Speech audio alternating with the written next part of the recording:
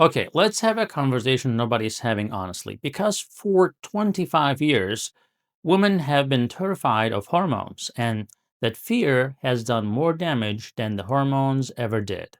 Here's where it started. The WHI study in 2002, headlines everywhere: hormones cause breast cancer. But what they actually reported was a relative risk increase. And the relative risk is how you scare people, right? So let me show you what it looked like in terms of absolute terms. Real woman, real numbers. Estrogen plus synthetic progestin. Synthetic, remember. Roughly 8 extra breast cancer per 10,000 women per year. 8 out of 10,000 in 8 years. That's less than 1 in 1,000. And here's the part that got buried. In the estrogen only arm, in women who have had a hysterectomy, breast cancer went down. Down, right? That never made a headline, did it? And for perspective, that 8 in 10,000 is the same neighborhood as having a couple of glasses of wine, not maybe even a one glass of wine a night, or being sedentary or carrying extra body weight. Same risk, or actually more risk.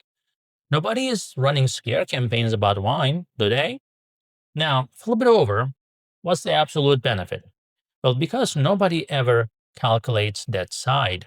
Hot flashes, night sweats, basically gone for most women. Sleep comes back, brain fog lifts, mood stabilizes, vaginal dryness and painful sex is fixed, and the big one, the bone, right? Estrogen cuts hip fractures roughly in half. And a hip fracture at age 75 has about 25-30% 1 year mortality risk, death risk. So that's not a quality of life issue. That is a death you just prevented. Now, started early within 10 years of menopause, we also see less heart disease and lower all cause mortality. So put those side by side. That is not a close call. Now, how do we make it even safer? Because I'm not saying risk is zero, I'm saying it is small and we can make it smaller. Now, first, what we use: bioidentical hormones, estradiol and micronized progesterone, molecules identical to what your body makes, not the synthetic progestin from the WHI crap. Now, because in the European cohort data, when you use real progesterone instead of the synthetic one, the breast cancer signal largely goes away. Now, that's a big deal. And we go transdermal estradiol right through the skin, not a pill. We are bypassing the liver, which drops the clotting risk substantially. Second, and this is where everybody misses the point, is insulin resistance. High insulin is a growth signal, right? It drives the proliferation and it lowers sex hormone binding globulin, which raises your free estrogen, and that becomes a problem. Fat tissue makes its own estrogen through aromatase, remember.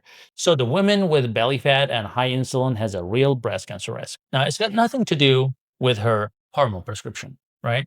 So fix the insulin resistance and you are doing more for her breast cancer risk, I would say, than any hormone decision. Now, thirdly, how you metabolize estrogen.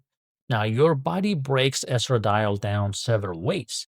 The 2-hydroxy pathway is the clean one. The 4-hydroxy pathway makes a metabolite that can actually damage the DNA. So, same hormone in, a different exhaust out. And you can test this. A urine estrogen metabolite panel shows you which way you're running. So, if someone is shifted towards the 4-hydroxy, what do? Well, we have them eat more cruciferous vegetables, broccoli, kale, Brussels sprouts, which is basically sulforaphane in them. And DIM product, right? This is dionyl methane, concentrated from those same vegetables, helps push metabolism towards the 2-hydroxy pathway. Then support the methylation, methylated B12, folate, B6, and magnesium, because that is how the 4-hydroxy metabolite gets safely neutralized. Fiber, right? So basically, estrogen leaves the body safely. Now, you have to cut the alcohol. Why? Because it raises estrogen and blocks the same pathways. So exercise, which does all of it at once, so we have to stick with that. Now, I'll be straight with you here, by the way. The metabolite testing we do is mechanistically sound, it makes sense, but we don't have large trials proving it lowers cancer, but it's a very rational tool, not a guarantee. Now, there is no such thing as reducing your risk to zero in life. If you believe in that, then you're not doing anything, because everything we do has some risk. So small risk, big benefit. That's what basically gives you the control. That's a good deal. If you want this managed properly, you gotta come see us at the Diabetes, Thyroid, and Hormone Center of the Treasure Coast in Port St. Lucie, Florida. You can call 772-398-7814. If you have insurance, great. If you don't have insurance, we cover your medications, your blood work, and doctor visits in one single price. I'll see you there in the clinic. Talk to you later.